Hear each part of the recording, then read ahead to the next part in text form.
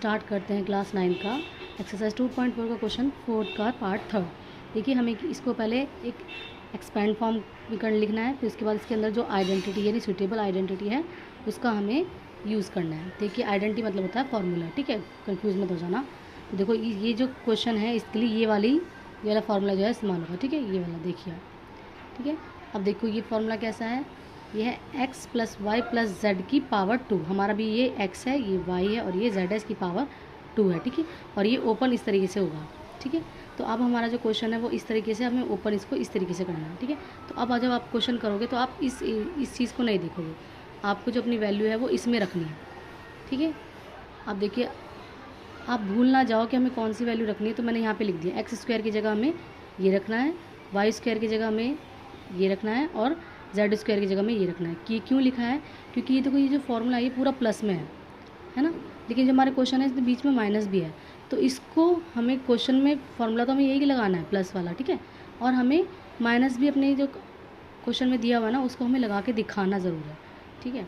तो देखो मैंने ऐसे किया है, एक्स स्क्वायर की जगह देखो ये रख दिया है, ठीक है। और फिर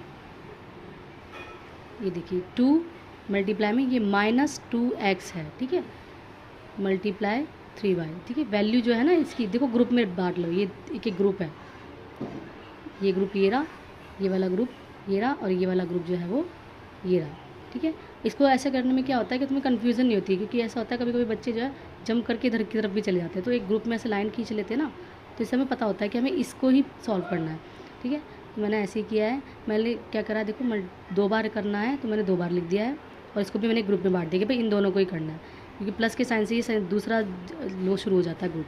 फिर ये भी देखो यहाँ लिखा हुआ है, ये जो है वो यहाँ लिखा हुआ है, ठीक है। अब देखो ये ध्यान रखना, यहाँ पे पहले साइन मत लगाना, पहले देख लेना इनके बीच में कोई माइनस का साइन तो नहीं है। अगर माइनस का साइन है तो फिर माइनस लगा दो।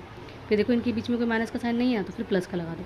फिर देखो इनके बीच में कोई माइनस का साइन तो नहीं है तो फिर माइनस का साइन लगाओ। ये ध्यान रखना, 2 माइनस की संख्या जब मल्टीप्लाई होती है तो वो प्लस हो जाती है, और अगर एक प्लस की और एक माइनस की है तो साइन माइनस का ही लगता है, ठीक है। अब देखो इन दोनों संख्या को जब मैंने मल्टीप्लाई किया तो प्लस का 4 हो गया, और जिनके ऊपर कोई पावर नहीं होती ना उनके ऊपर एक और एक पावर होती है, इसके ऊपर भी एक है, इसके ऊपर एक है।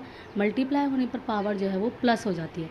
मैंने इधर भी यही किया, 3 3 ज़ा 9, और इसके ऊपर भी एक पावर है, इसके ऊपर भी एक पावर, यानी मिलके 2 हो गई, ठीक है।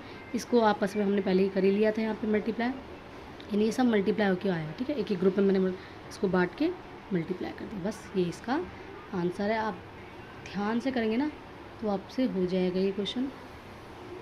प्लस माइनस का ज़रूर ध्यान रखना है आप लोगों को, यही इसमें इम्पॉर्टेंट है।